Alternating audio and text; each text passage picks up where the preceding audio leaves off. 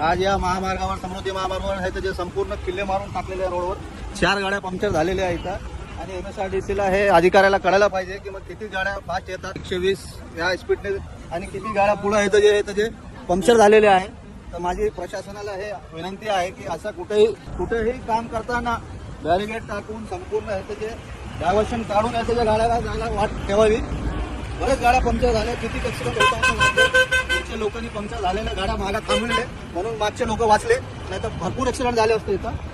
हे बघा हे खिळे हे लावलेले आहे सगळे, हे बघा हे खिळे संपूर्ण किल्ले लावलेले आहेत। आता हे जरा घातका झाला आणि कोणाचा ऍक्सिडेंट झाला तर याची जबाबदारी कोणावर राहील हे माझी विनंती आहे माननीय एकनाथ शिंदे साहेब, उपमुख्यमंत्री देवाभाऊ आणि अजितदादा पवार यांना की हे असं काम करताना डायव्हर्शन काढून बॅरिगेड लावूनच पुढचं काम करावं, अन्यथा मोठा अनर्थ इथं झाला असता, खूप मोठा अनर्थ झाला असता।